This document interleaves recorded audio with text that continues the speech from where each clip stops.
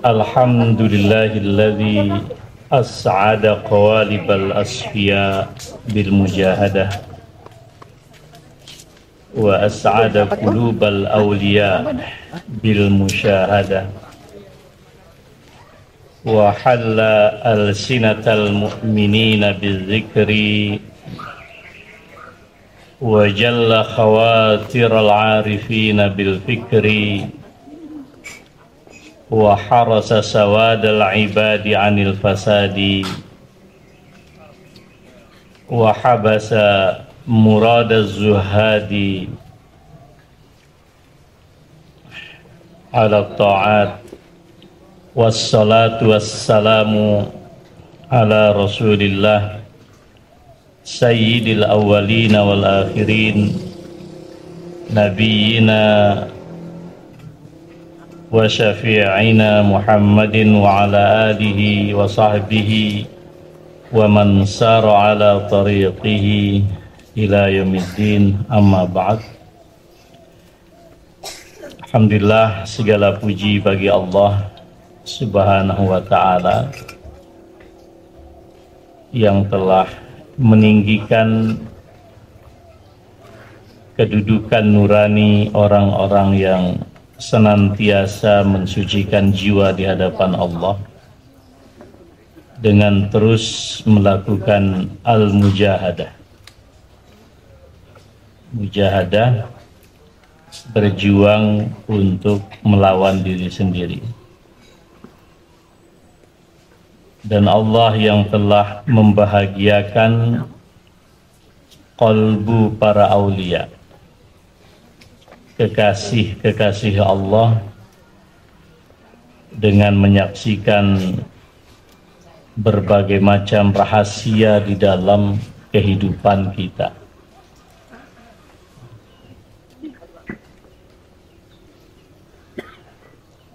Musyahadah dalam makna yang sederhana, kita dapat menyaksikan rahasia-rahasia Allah yang terjadi di dalam keseharian kita. Jadi pada malam tahun baru, bagi para kekasih-kekasih Allah, tentu dia tidak akan larut di dalam perbuatan-perbuatan yang tidak semestinya, perbuatan yang mengotori zahir dan batin. Apa misalnya mengotori zahir? Meninggalkan ratusan ton sampah dalam satu malam perayaan tahun baru. Kita baca di berita, ya, lebih seratusan ton sampah dibiarkan begitu saja mengotori jalan-jalan di kota besar, termasuk di Jogja, Jakarta, dan lain-lain. Juga mengotori nurani, karena semestinya orang semakin dekat dengan Allah ketika melihat tanda kekuasaan Allah, ini malah kemudian melakukan tindakan hura-hura. Sebagiannya jingkrak nggak karuan, sebagiannya mabuk, sebagiannya lagi berzina. Informasi menunjukkan pada malam tahun baru apotek kehabisan kondom.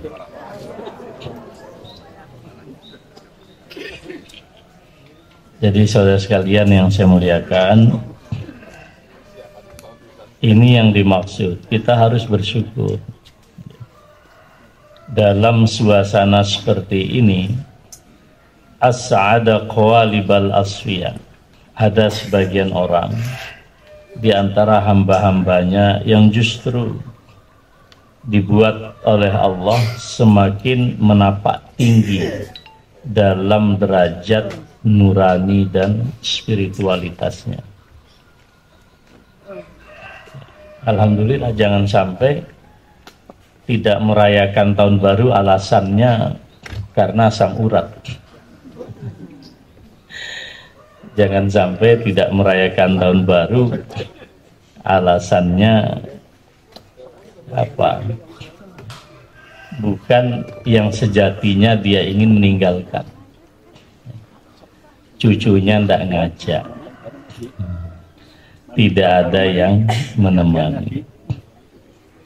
Jadi jemaah sekalian, kata Imam Ghazali, itu sesungguhnya kita diberikan nikmat oleh Allah untuk bermujahadah.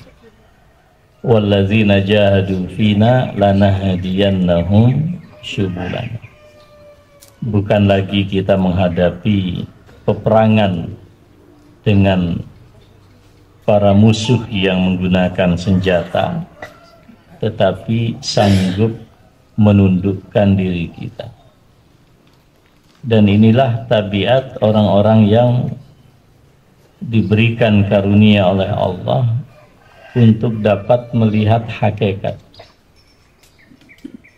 Qadarullah, malam tahun baru kita berbarengan dengan bulan suci Rajab.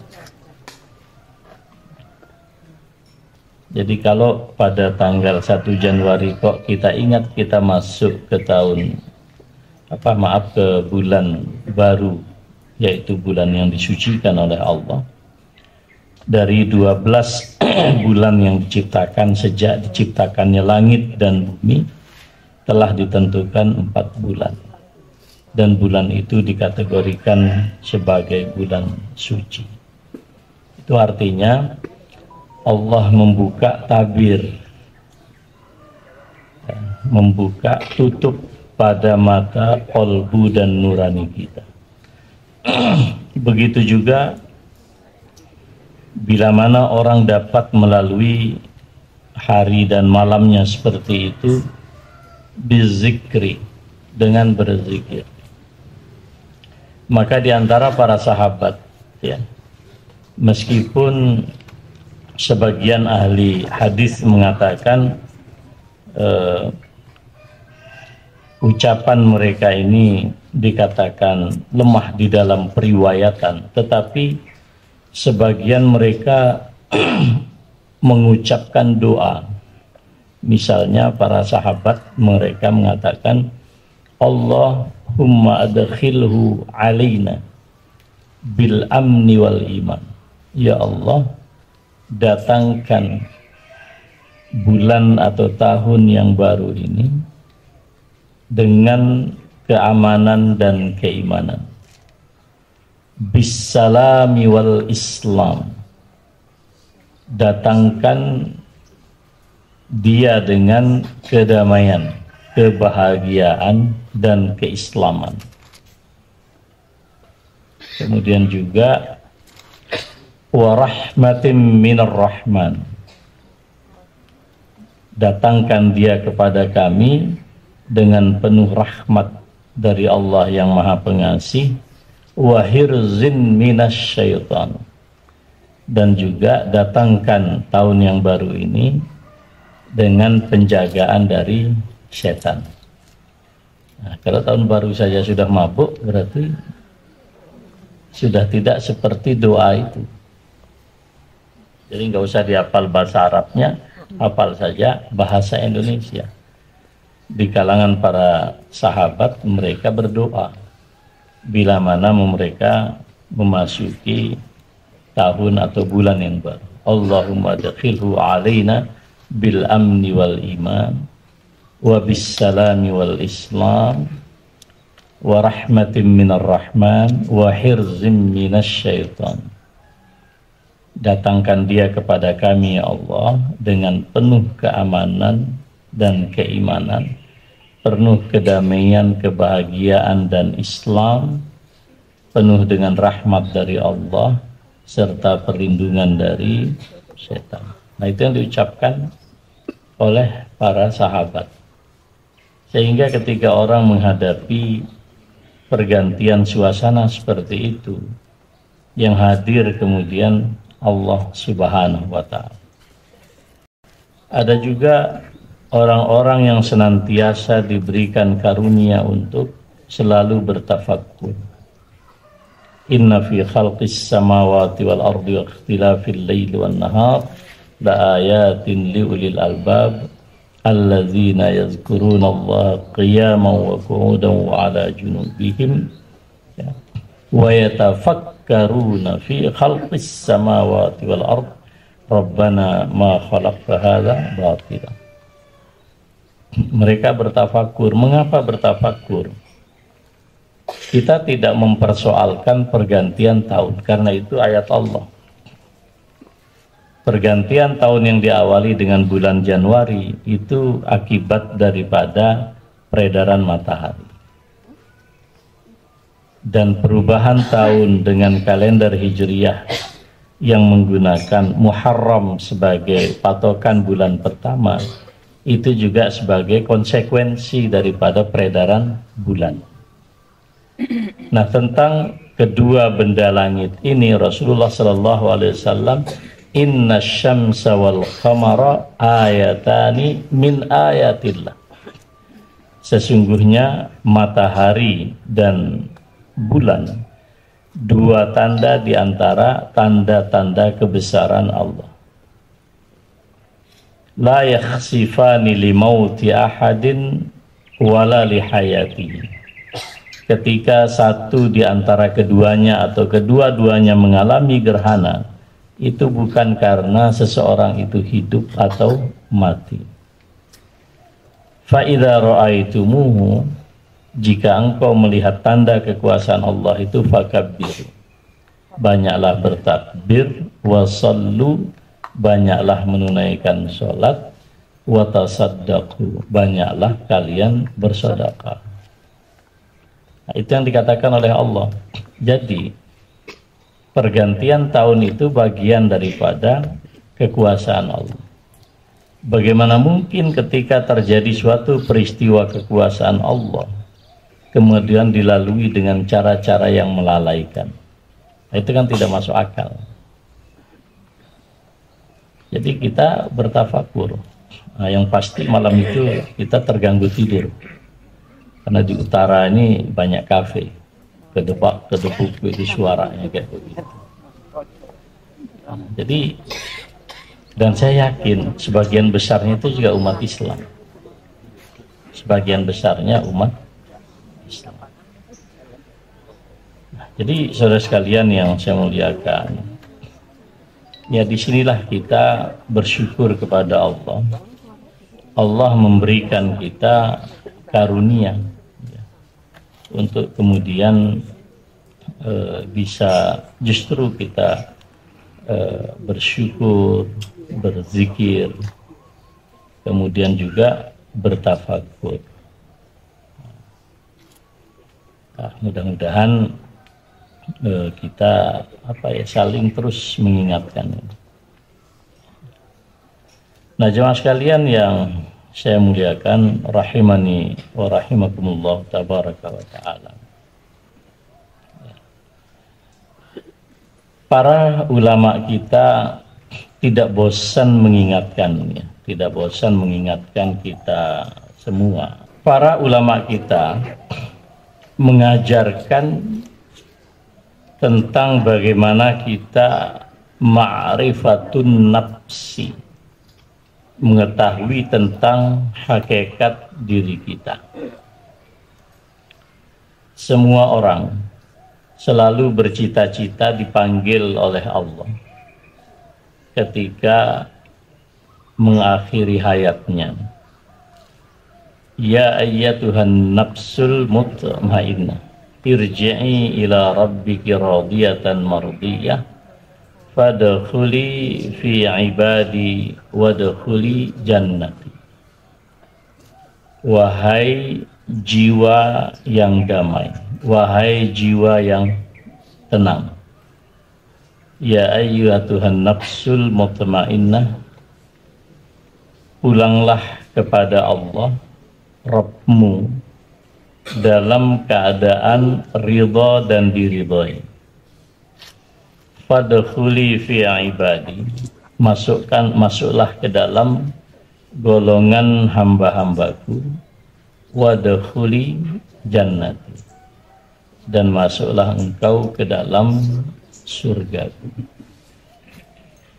Nah, intinya di sini ada an-nafsul mutmainnah, jiwa yang damai, jiwa yang bahagia. Nah, oleh Al-Imam Al-Ghazali rahimahullah, apa yang disebut dengan kebahagiaan itu dapat diibaratkan sebagai sebuah senyawa kimiawi yang bisa diuraikan, kata beliau.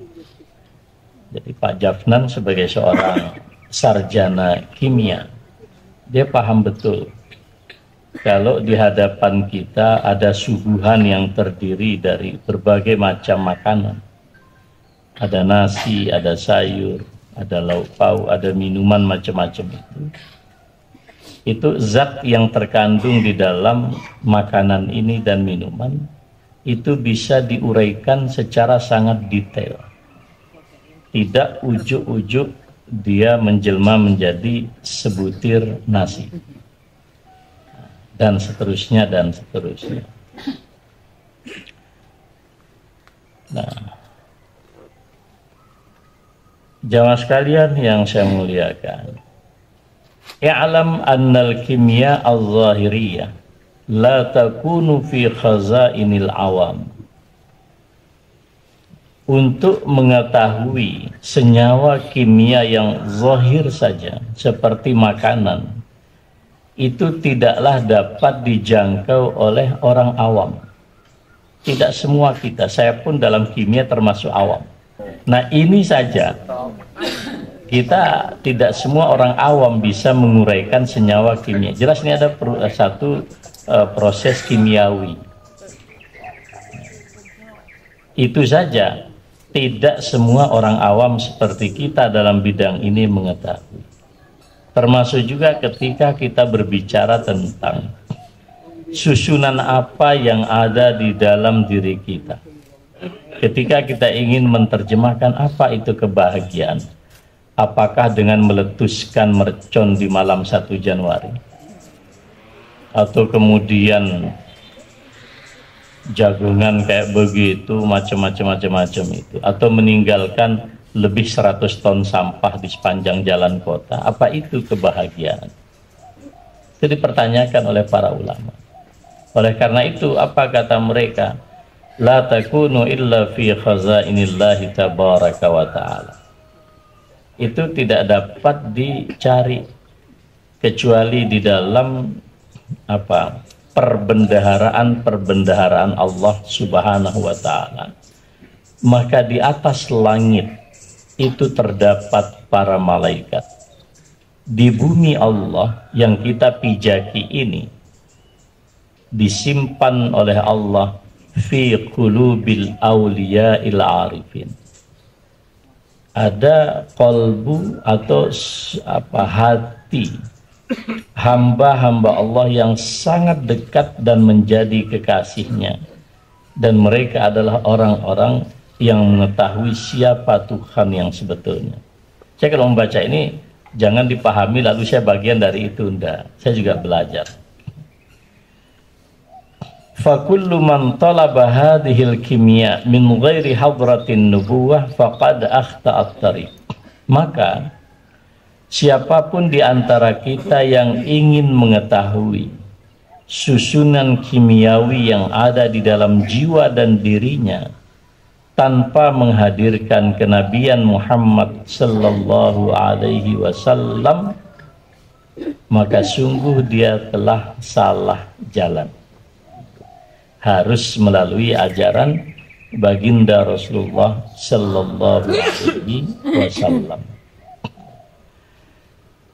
Dan kalau kita berupaya menguraikan susunan kimia kebahagiaan diri kita, bahkan struktur tubuh kita yang paling asli, tanpa menghadirkan keterangan dari Rasulullah Sallallahu Alaihi Wasallam itu seperti orang yang mempunyai mata uang tapi sudah tidak berlaku, walaupun mata uang itu emas paling banter menghiasi museum, tapi tidak bisa digunakan sebagai alat transaksi. Maka saudara sekalian, Allah di dalam surat Qaf ayat 22 Allah berfirman, fakashafna 'anka ghita'aka fabasaruka al-yawma hadid. Nanti ada saatnya Allah akan singkap semuanya termasuk mata kita. Dan waktu itu mata kita menjadi sangat tajam penglihatan. Dimulai dari yang paling dekat. Apa yang paling dekat? Ketika seseorang akan dicabut nyawanya oleh Allah. Segala hal yang tidak pernah terlihat oleh hidupnya, di dalam hidupnya, Allah akan jadikan dia melihat pada hari itu. Bahkan dia menyadari betul, kalau di dalam hadis Nabi, ada malaikat, dua sosok malaikat yang duduk di sebelah kanan dan sebelah kirinya, yang selama ini itu nggak dipercaya. Lalu kemudian Allah mencabut nyawanya, dan kemudian matanya tajam mengarah ke satu titik. Coba perhatikan orang yang akan meninggal dunia. Itu pandangannya itu fokus pada satu titik, karena dia mengikuti ruh. Ruh selama ini diingkari. Hari ini ruh ada pada diri kita, cuman makanannya bukan snack yang kita makan. Hadir di tempat ini itu sebetulnya kita sedang memberikan nutrisi pada ruh. Ilmu itu nutrisi, zikir itu nutrisi, sholat itu juga nutrisi. Sampai-sampai ketika ada orang meninggal dunia, bahkan matanya pun juga belum terpejam. Sampai Nabi mengajarkan kita bagaimana memejamkan mata orang yang baru saja meninggal dunia. Kenapa? Tajam, Pak. Itu yang paling dekat. Jadi yang hari ini belum percaya malaikat, nggak usah nunggu hari kematian. Sampean pasti ngelihat. Kenapa? Ya Allah mengatakan itu. Kalau sekarang kita itu ditutup oleh Allah. Nah kalau malaikat mau dilihatkan, selesai urusan. Nggak ada orang meledakkan mercon di malam tahun baru. Ya kan? Maka semuanya ditutup. Nah, karena ditutup, itulah ujian. Percaya atau tidak. Nah setiap hari Jumat selalu kita membaca surat As-Sajdah. Coba lihat di situ. Walau tara idzil mujrimun nakisu ru'usihim 'inda rabbihim. Berbagai macam ekspresi penyesalan, kepalanya dibenturkan, kepalanya gimana sih orang menyesal itu, ya, memegang gitu, menyesal tentunya. Lalu dia bilang sama Tuhan, Rabbana absarna wa sami'na. Ya Tuhan, hari ini sungguh kami sudah melihat dan kami mendengar. Ternyata neraka dan ahli neraka itu ada, surga dan ahli surga itu ada. Lalu apa yang direquest? Farji'na na'mal salihan. Kembalikan kami ke dunia agar kami kemudian beramal saleh. Farji'na na'mal salihan inna muqinun. Hari ini kami betul-betul sangat yakin ya Tuhan. Tapi apa kata Allah? Walau syi'na la'ataina kulla nafsin hudaha walakin haqqal qawli minna la'amla'anna jahannam minal jinnati wan nas ajma'in. Lah kalau kami kehendaki, nggak usah ada orang sesat, semua aja kami berikan hidayah. Tapi hidayah ini kan bukan sesuatu yang given, Pak. Bukan apa ya, bukan begitu saja turun dari langit. Hidayah ini butuh pencarian. Hidayah ini butuh upaya. Hidayah ini butuh pengorbanan. Ya, salah satu bentuknya ya kayak begitu. Kita investasi waktu 1 jam. Dan ibu bapak nggak semuanya dari dekat sini. Ada yang dari jauh. Saya ingat dulu ayahnya Pak Rahmadi Wibowo, teman saya. Itu selalu beliau kalau ke sini itu bawa rombongan 1 kijang dari Prambanan. Dan akhir hayatnya sangat indah. Tidak dalam keadaan sakit, dia azan subuh, dia nyimami, habis sholat duha meninggal. Nah, itu cakep banget mati kayak begitu, indah sekali. Ya wallahu a'lam, mungkin satu di antara yang dicatat oleh Allah perjuangan beliau. Jadi saudara sekalian, Allah mengatakan kalau hidayah itu adalah bonus di akhir tahun, ya sudah kami bagi-bagi aja. Tapi hidayah itu butuh perjuangan, butuh pengorbanan, butuh upaya. Kalau hidayah itu hadiah begitu saja, misalnya sebagai balas jasa, maka mungkin orang yang paling dapat hidayah itu Abu Thalib. Karena Abu Thalib semua dikeluarkan untuk menjaga keponakan. Tapi ternyata toh juga sampai akhir hayat matinya mati dalam keadaan ingkar. Jadi hidayah itu bukan sesuatu yang begitu saja. Nah, jemaah sekalian yang saya muliakan. Nah, untuk mengurai susunan jiwa kita, kimia kebahagiaan dalam diri kita, kemudian Allah mengutus para nabi dan para rasul. Bilangan nama yang kita kenal dalam Al-Quran tidak kurang dari 25 by name. Zaman dan masa mereka berbeda, tapi Rasulullah Shallallahu Alaihi Wasallam pun juga menerangkan tidak kurang dari berapa di sini, mi'atu alfin wa arba'atan wa ishrina, 124 nabi. Sebagian kecil diceritakan di dalam Al-Quran dan sebagian besar itu tidak dikisahkan, bahkan namanya pun kita tidak tahu. Tapi Rasulullah mengingatkan kita tidak kurang dari 124.000 nabi. 25 itu yang kita ketahui, namanya disebut, sejarahnya dicatat, dan 5 di antara yang 25 ini kemudian yang kita kenal sebagai yang terkemuka disebut sebagai ulul azmi. Nah, apa fungsi mereka jemaah sekalian? Yu'allimunan nas nuskhatal kimia. Para nabi dan para rasul itu mengajarkan kepada kita suatu ajaran dan naskah kebahagiaan yang hakiki. Anda mau apa gitu bahagia? Wa yu'allimunahum kaifa yaj'aluna al-qalba fi quril mujahadah. Dan mereka mengajarkan kita bagaimana agar kita menjadikan qalbu. Kalau ada satu bara api, ibu kalau masak pakai kompor gas, lalu kompor gas itu dihidupkan, maka nanti api itu akan keluar melalui lubang-lubang gas itu. Nah, kata para ulama kita, bisa ndak kita menjadikan kolbu kita ini seperti tempat titik-titik keluarnya gas di dalam kompor yang kita gunakan sehari-hari. Karena itulah yang mematangkan masakan.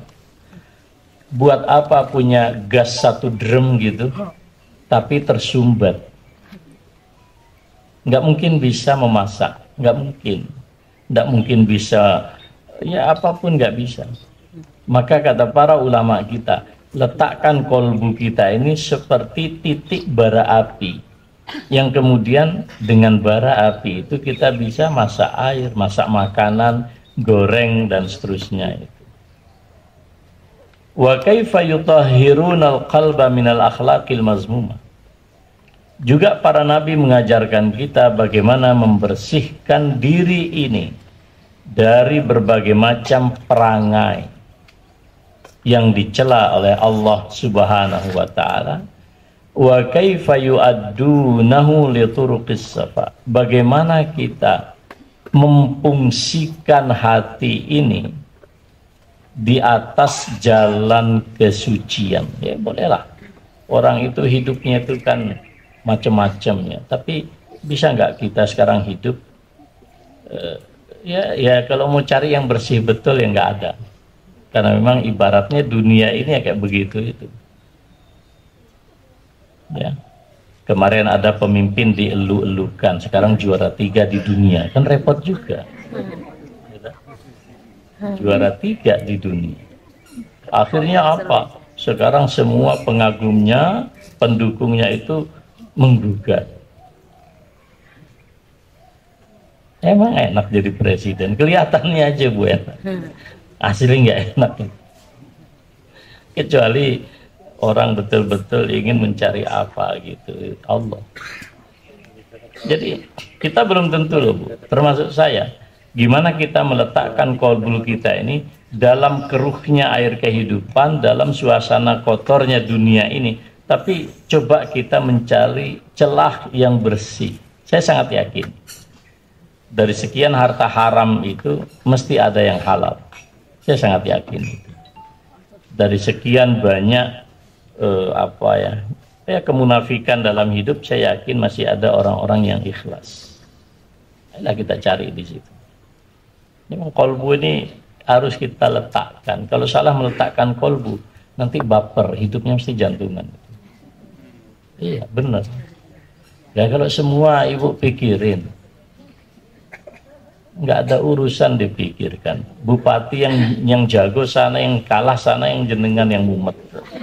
Apa urusannya? Lah iya, ya yang jago sana, jenengan yang sibuk, yang kalah sana, kok jenengan nggak bisa tidur? Urusannya apa? Kok serius banget? Kok serius banget? Saya ngomongnya anak muda loh. Karena saya lihat banyak juga orang tua kita ini baper juga. Iya kan? Nah, itulah yang disebut jamaah sekalian, huwallazi ba'atsa fil ummiyina rasulan minhum yatlu 'alaihim ayatihi wa yuzakkihim wa yu'allimuhumul kitaba wal hikmah.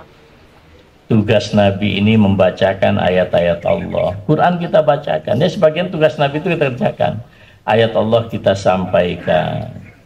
Tapi juga ada tugas mentazkiyah. Mentazkiyah itu membersihkan, menjernihkan. Seperti orang minum air lah. Air itu kan dibersihkan dulu. Kadang airnya itu dari waduk mana gitu, masuk dalam satu perusahaan, maka dijernihkan. Ada alatnya.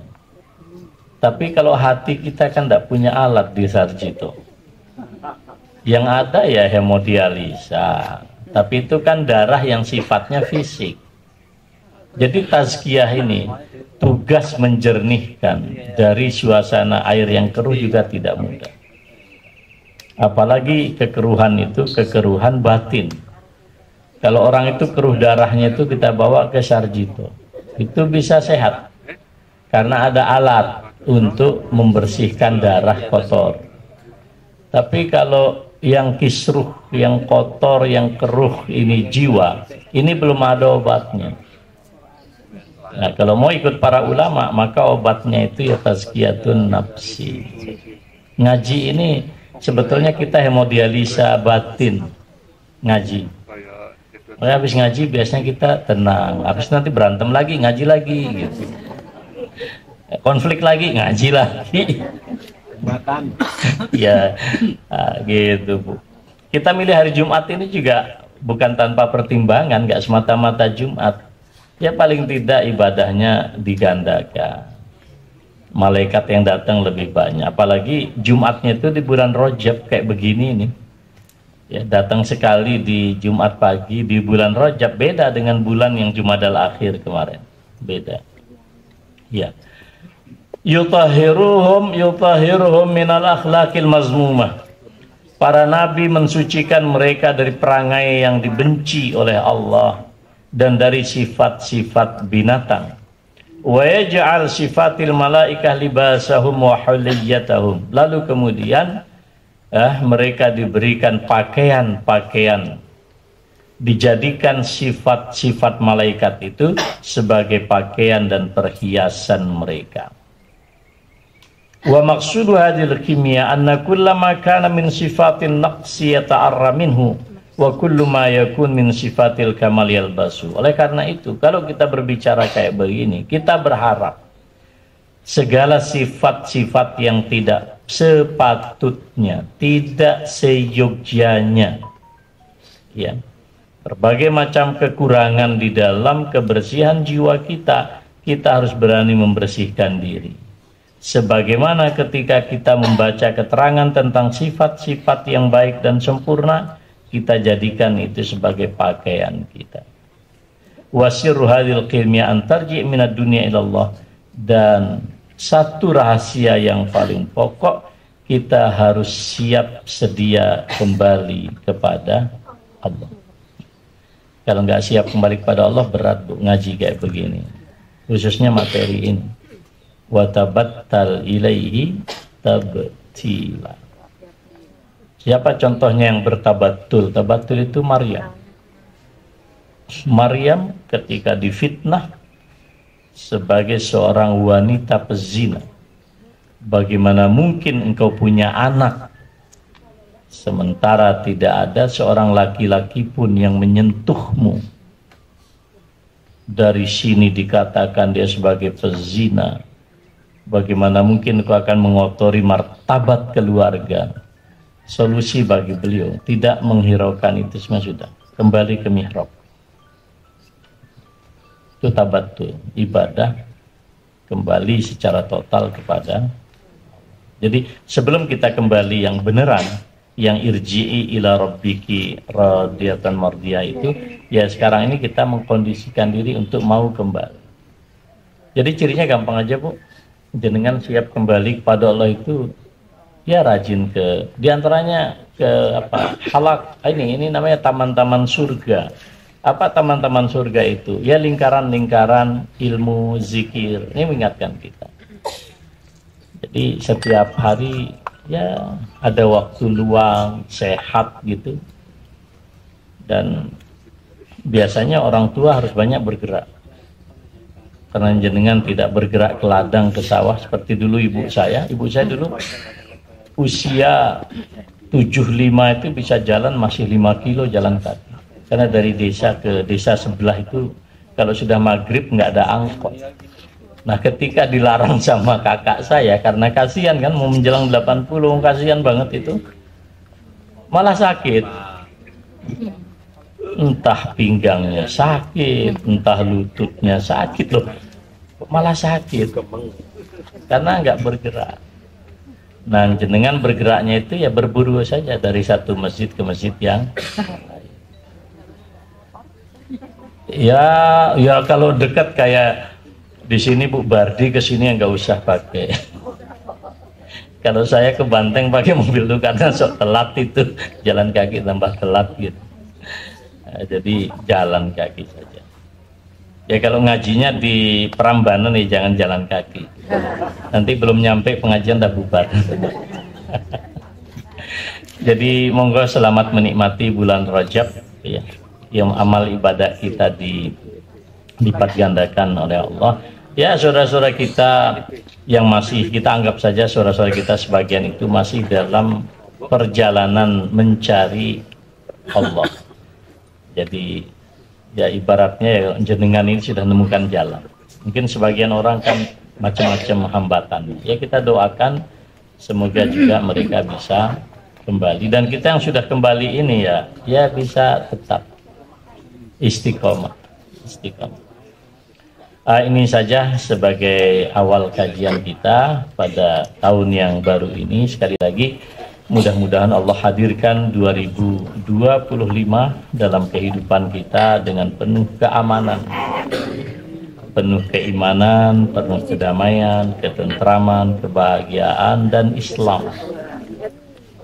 Juga Allah curahkan rahmat bagi kita, sebagaimana Allah juga melindungi kita dari berbagai macam godaan dan syaitan. Nah, ini saja Ibu sekalian. Subhanakallahumma wa bihamdika asyhadu an la ilaha illa anta astaghfiruka wa atubu ilaik. Assalamualaikum warahmatullahi wabarakatuh.